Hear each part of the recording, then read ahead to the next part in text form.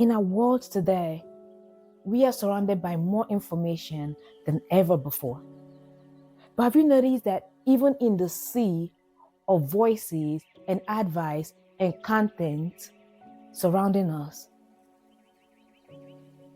yes, they've given us more knowledge, more insight than ever before. But our lives aren't necessarily better. Why is that? This question has plagued my mind for the better part of this year. And it spurred me to make some decisions and to take some actions.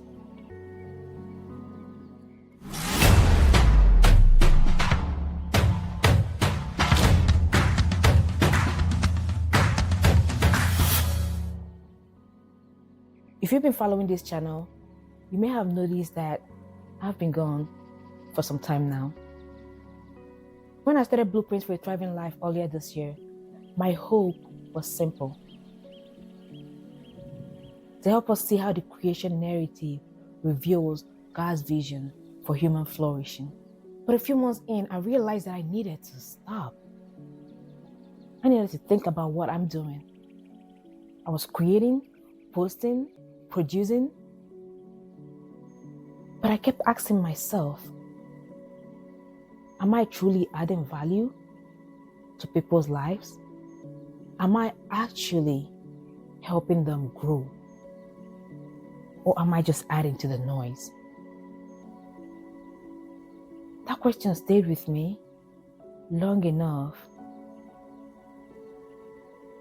that I finally decided to rethink what this space truly is for. Because even in the midst of all the ideas and life hacks and tips and strategies on TikTok, on TED Talk, on all the talks, everywhere, someone telling us how to lead better, how to think better. But despite this sea of knowledge we're swimming in, and honestly, some of us drowning in, realities like isolation, anxiety, burnout, loneliness, they are not getting any better. In fact, they are worsening. We are more knowledgeable, but we are not thriving. But don't get me wrong, the problem isn't the plethora of information available to us today. In fact, in many cases, that's actually a good thing. The problem is we have stopped being good consumers of it. We're taking so much, but rarely in ways that nurture our souls or sustain our whole being. In fact, the way we consume often leaves us depleted instead of filling us. It adds noise instead of nourishment. It keeps us busy rather than helping us flourish. I realized I didn't want to feed that cycle anymore. The endless scrolling, the endless consuming. I wanted to feed nourishment. The kind that brings real growth, that empowers you toward vibrancy, toward well-being. The kind that helps you actually become all that God designed you to be, living from a place of wholeness rather than depletion. The realization changed everything for me. I wanted to create an environment that makes real growth and flourish possible, where people are supported to cultivate transformation that touches the whole person. So I began to build the thriving community.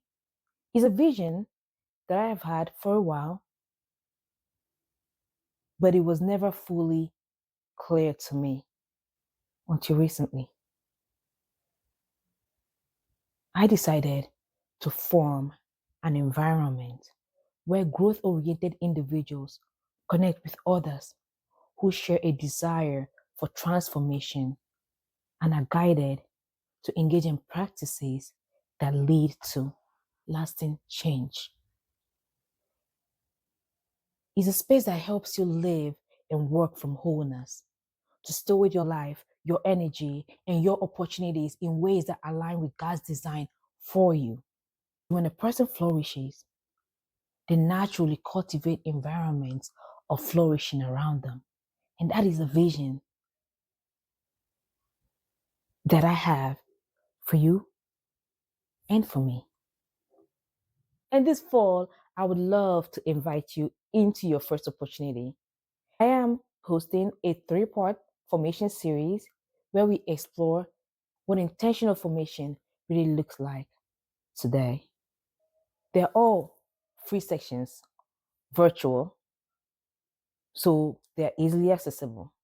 But before I tell you more about it, let's pause for a moment and talk about what formation really is, because that's actually the main thing that I wanted to share with you today. Here's the truth that none of us can ignore. Formation is always happening. We don't get to opt out of it. Every message we absorb, consciously or subconsciously, shape us. The conversations we're part of, the shows we watch, the podcasts we listen to, the posts we scroll past, even the tone of the environment we work in, each one is forming us. Think about how a child grows. They mirror what they see the adults around them doing or other people around them doing. That's formation. We are wired that way. The question isn't whether you're being formed. The question is, what is forming you and what is it forming you into? Formation is constant and is never neutral. There's a Bible passage that I've been contemplating and reflecting on recently as I'm thinking about all of this. And it's in Romans 12, verse 2, where the Apostle Paul says, "Do not be conformed to this world, but be transformed by the renewing of your mind." I think most people are very familiar with this passage. It probably bears no explanation. But what struck me as I read it and as I reread it is the word formed. See, according to this passage, you're either being conformed or transformed. Either way, you're being formed. It's just a question of what direction the shaping is taken. The world around us is always shaping us. You don't have to do anything. You don't even have to try. Just live in it long enough and you start drifting with the current. But the thing about drifting is that it rarely takes you toward flourishing. Transformation is different though. It's like swimming against the current. It takes attention, and effort, but it typically directs you toward what Apostle Paul in this passage in Romans 12, verse 2 describes as good, acceptable, and perfect.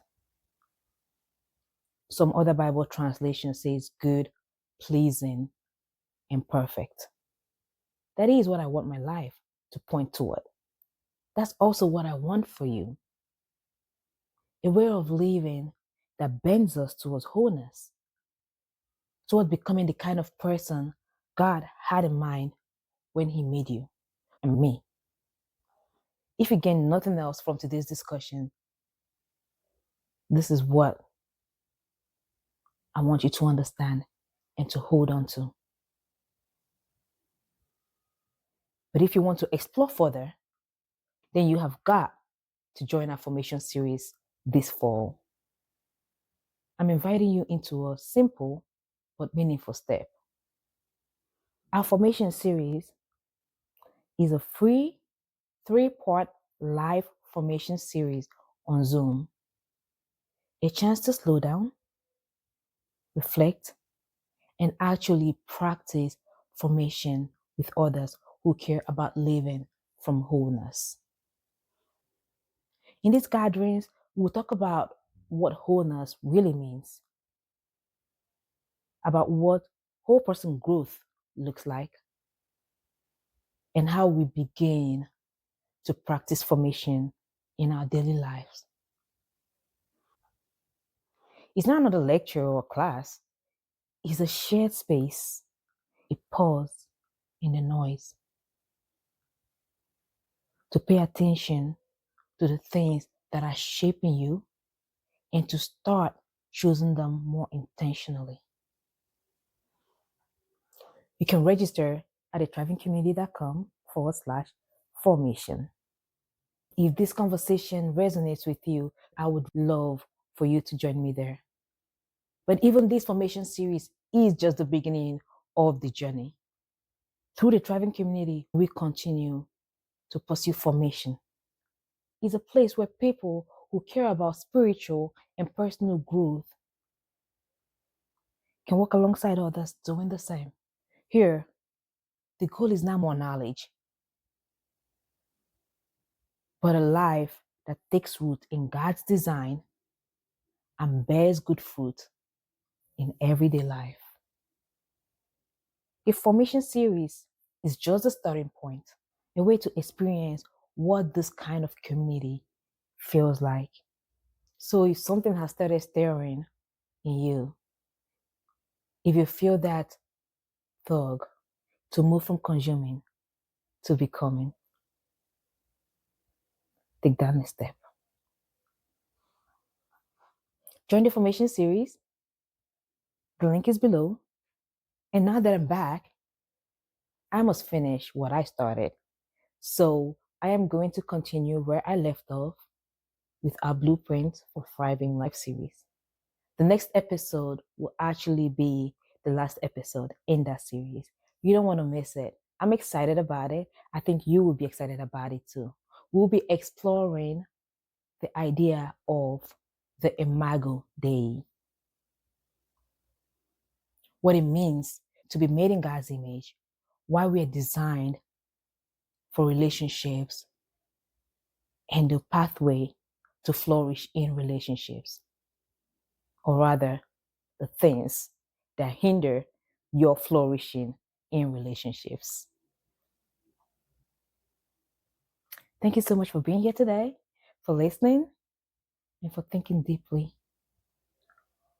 and for walking this journey with me. If you're new, welcome. You can start with the Blueprints for a Thriving Life playlist linked below, and also register for our live formation series. And if you've been here for a while, thank you so much for staying through the season of redirection, because we need an environment that makes intentional formation toward wholeness possible. See you next time.